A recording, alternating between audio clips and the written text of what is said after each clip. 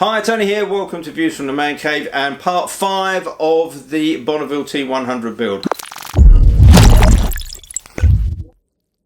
This week I'm going to be fitting the battery box and at the same time the rear brake caliper relocation bracket. So, hot from the Motone Customs R&D department is the new battery box for the T100. It's been redesigned. It used to be welded. They've now got a slightly different system of fixing this with tabs and bonding, which is just as strong but gives a much neater finish.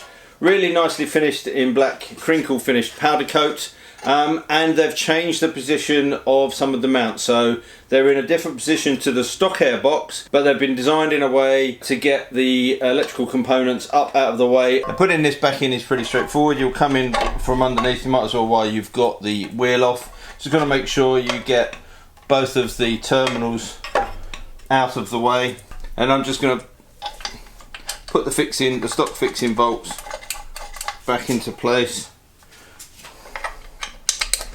Just going to screw them in a little bit just to hold the battery box in place. And as I mentioned before, the tabs are in slightly different places to stock, but what that actually does is give you a really neat way to tuck the wiring up out of the way. So these are on here loose.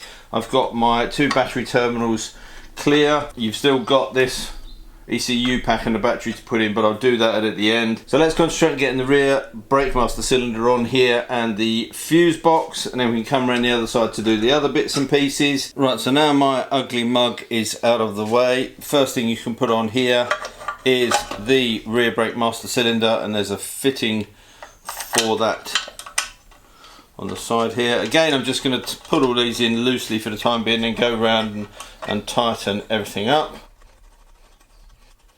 So there you go, brake master cylinder. So let's flip round to the other side. And then the other 2 sections very cleverly go onto this one single prong. So you'll notice on the fittings that you've got 2 widths in the rubbers. You've got a broader rubber and a narrower rubber. So the broader one can just push on to the wider part at the back. There we go. And then the narrower one can go up the other way, and that'll push onto there, and that holds that in. So again, nice and neat.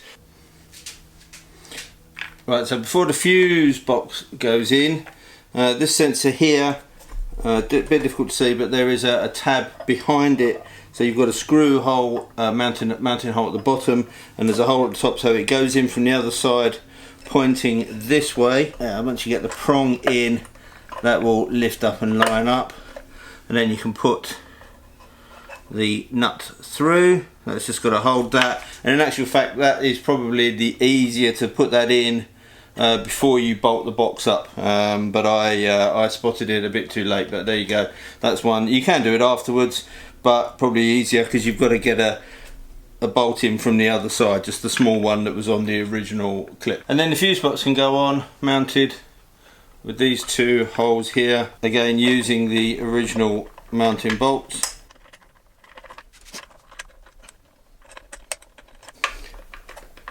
And there you go, everything's in place. And then the last part of the job is to get this pack back in here.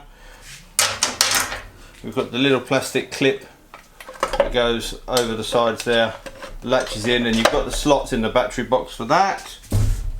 Then the battery can go back in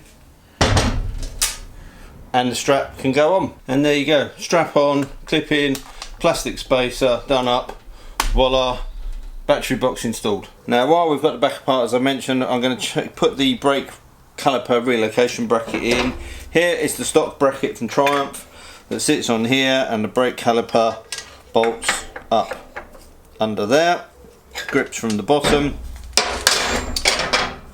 There is the replacement Motone part. There's a tab on the back here and a slot in here.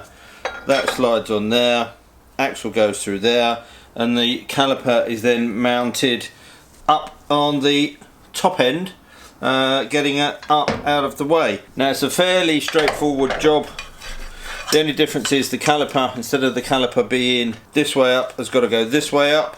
so you have to loosen that banjo joint and turn that round, but these cables don't like to be twisted, so I'm just going to undo this and let the cable twist and sit naturally and put it back on there. You'll see that as we go through. With this, I'm not going to take any chances, and I'm going to bleed the brakes after I put them back together anyway. So once that's in there, the back wheel can go on. Now when it comes to fitting this part, because it only sits on there and the caliper mounts on, you could take your axle, place that through the hole just to help with the alignment, then put the caliper on. But obviously as soon as you take that off, there's nothing to stop that caliper falling off, so it's easier just to get the back wheel in place. Then you can worry about getting this mounted off, because you know that this won't move out of the way. Now I'll go ahead and put this wheel on. This wheel will come out again at some point, because we are going to change the tyres. But if you remember from the video where I took it apart, I kept the spacers on here so I know exactly where they go and which way around they go. So I'm going to get the back wheel back on. Spacers are back in the wheel. This has been greased up. Slide that into place so that it's on the tab. Line up the hole and boom, we're through.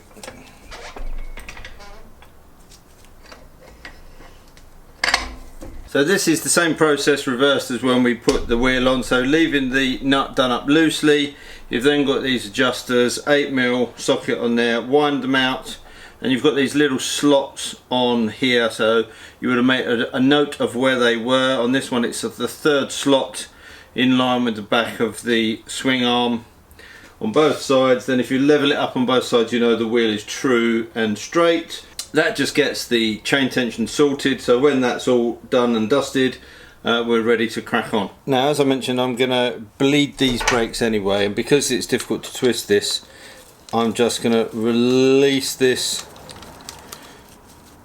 with a 14mm socket. You're going to get a little bit of fluid weeping out of there, but I won't worry too much about that. So undoing this allows you to reroute this cable, and it also means that you can mount this on the caliper much easier and then connect that up afterwards. So let's get on and do that now. So I've just sat the caliper on top here without bolting it on, just to see how that goes, just to see where this little union joint sits. Now it sits with that cable up here. I've put a P-clip down on the swing arm, just so we can get that out of the way, so that's obviously going to create some problems. Now the original cable swung round underneath the pivot for the rear swing arm to come down to the bottom here. We need to make that a little bit longer, so I'm just going to feed this cable back so that it sits just the other side, so it comes straight out of the master cylinder, round the back, through the P-clip. So as I'm doing this, I'll show you some pictures of how that's routed, because that's a bit easier than trying to film it and do this at the same time.